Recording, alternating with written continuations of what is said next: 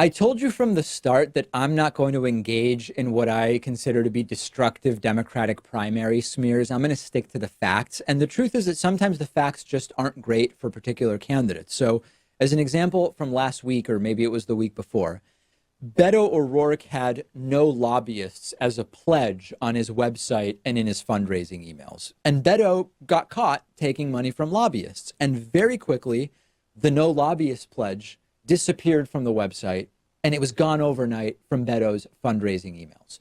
And I pointed out that this is a factual reality, and it might influence whether you want to support Beto O'Rourke or not. It's not a smear, it's reporting on realities.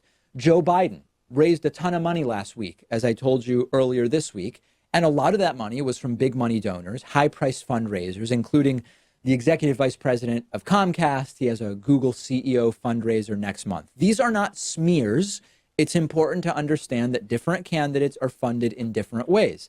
It's relevant to how they will govern, so I'm going to tell you about it. And similarly, Mayor Pete Buttigieg, has been caught taking lobbyist donations and is now saying that he's going to be returning the money to the lobbyists. And from now on, going forward, he definitely is not going to be accepting their money. 39 individuals registered as lobbyists donated just over $30,000 to Mayor Pete so far.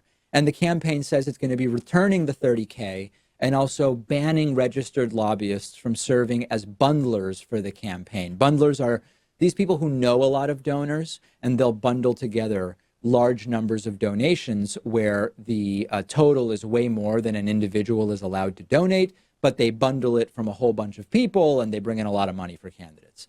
Unfortunately, this seems to be a change that Pete Buttigieg is making because he got caught and it looks bad, not because he actually thinks it's wrong to take lobbyist money. And there is really much more to talk about in this battle on campaign funding, because there are candidates who might make the decision to limit their campaign to small donations, but people can still make multiple small donations to get around that limit. Corporate money. What about accepting corporate money or not accepting corporate money or PAC money or lobbyist money? And the point I want to make is that this is why we cover candidates and their funding. Ideally, when we cover how candidates are funded, it gets them to make the right decisions. But that really only applies up to a point, because as I've said before, you've got to balance this with strategy. If the other side takes all contributions in the general election, it's going to be tough to win without at least taking some of that money in the general election. So this is why I'm okay taking the position now that in the primary, you do one thing. And whatever you say you're going to do, you'd better damn well do it.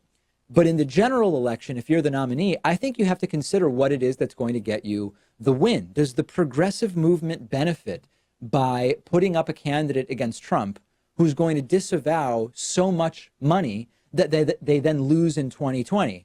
Wow, really great. They didn't take any of that money. They did the right thing. I love it, except they lost and now we get 4 more years of Trump. Was that worth it? And I don't know what the answer is.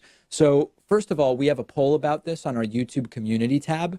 Go to youtube.com/The David Pakman Show/community and vote on what you think is the right sort of financial decision that candidates should make in the primary and then in the general election. As far as Mayor Pete getting caught, he got caught. He changed the policy. You can view it as he's a great guy for making the right decision after getting caught, or you can view him as sort of disingenuous, saying he's only doing this because he got caught. Either way, there's got to be an accounting for the general election, because I don't want any of the money in politics. All of this stuff is toxic and destructive, and I want it out. But I also recognize that if the Democratic nominee rejects all of it, the Democratic nominee almost definitely loses to Trump in 2020. So let me know what you think. Something we talk about frequently on the show is the alarming rate at which online freedom and online privacy are diminishing. Social media companies, search engine companies, internet service providers are tracking your every move. Governments and websites are censoring content in many countries, and the solution is something called a VPN, which makes you anonymous when you're online by changing your computer's IP address. And the only VPN to earn a perfect rating from PC Magazine is NordVPN, which is one of today's David Pakman Show sponsors. And NordVPN is giving everybody in our audience a 75% discount on a 3-year subscription. This comes out to under $3 a month. Plus, you'll get a whole month free when you go to nordvpn.com/David Pakman and use coupon code David Pakman, all one word. NordVPN encrypts and anonymizes all of your internet traffic. It keeps your web activity and your data totally private. It keeps your data safe from hackers. It protects you when you're on public Wi-Fi, when you don't know who is trying to spy on you or steal your information. And you can get around government censorship, which might especially become an issue for our audience in Europe. We're still not sure how the new EU copyright laws are going to affect access to websites like YouTube. You can use NordVPN on pretty much any of your devices that connects to the internet, your computer, your phone, your tablet, even your TV. They have an awesome Chrome browser plugin, which I've been using and I love. And David Pakman Show viewers can get 75% off a 3-year plan of NordVPN. That's under $3 a month, plus 1 whole month totally free, just by going to nordvpn.com/David Pakman. I've put the link underneath this video. Then just use the coupon code David Pakman at checkout, all one word.